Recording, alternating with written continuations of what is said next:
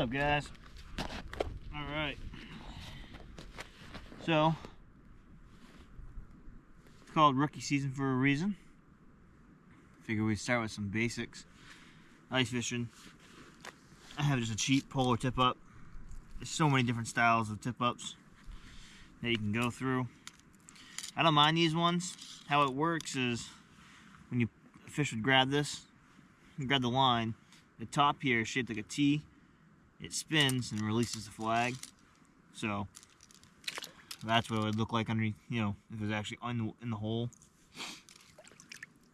I have a little bit of a snowbank built up right here in front of the hole because the wind is blowing from that way. If you want to try to keep your holes clean, you can build a little bank right there, and that bank will block stuff which is snow, from blowing into your hole and filling it up every 20 minutes. So that's something that I do. I was on the other side of the pond. This pond's a 2-trap limit pond, and I had worms at my house, so that's what I'm using.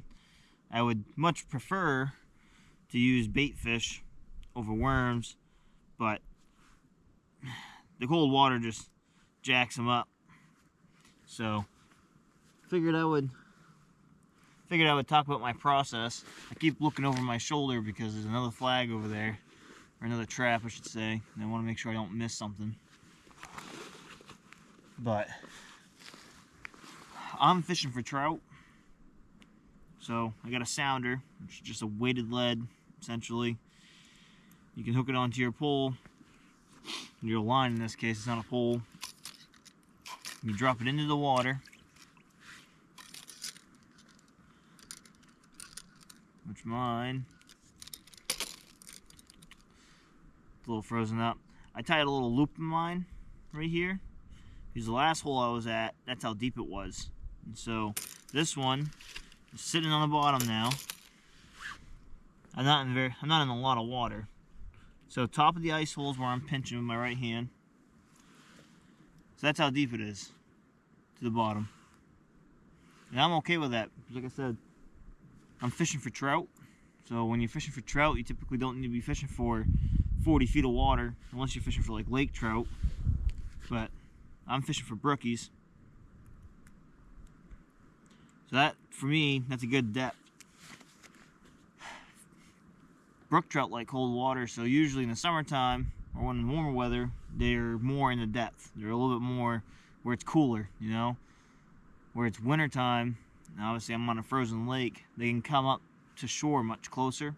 And so that's typically what they do. So when you have, so this is like 3 feet of water, that's perfectly fine. If it was July, you're not catching brook trout in that. I shouldn't say you're not. I have before, but it's not as common as catching them out of a cold hole. So like I said, I'm just using some trout worms. Not my preferred bait when I'm ice fishing, but it will do the trick. So there's that. I have a sinker on mine. The worms aren't that heavy, so it's hard to get them down into the hole. So I'll drop it. I'm going to reel this up until there's only about 3 feet of line under there. More like 2.5. I like to keep mine just off the bottom. I don't want them... If I actually had a bait fish on there, I wouldn't want it to sit directly on the bottom, because you're more likely for it to swim underneath something and whatever fish you're fishing for doesn't even see it. And you're also more likely for, if a fish does grab it and there's another log nearby, that fish, the one that grabs the bait, can't also immediately swim underneath the something like kind of structure nearby, like a log or a rock.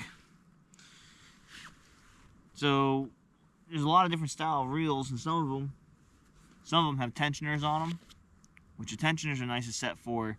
It's just your drag. If you're using a regular fishing pole and you can set your drag on that, it's the same idea for ice fishing. You just set your drag on it, and that way when something grabs it, let's say if you have 60 to 100 yards of line on there, you don't want them to run 60 to 100 yards. And if they do, you want to be dead, dead tired by the end of it, so you set your resistance, so that way when they do grab it and run, they burn up some energy doing so. But that right there is how you can rebait an ice fishing trap. I wish I had some actual bait like golden shiners or smelt or something along those lines. I'd show you how to hook one of those up. But for right now, we got worms. Hopefully we'll be talking to you again when we have a flag and a fish.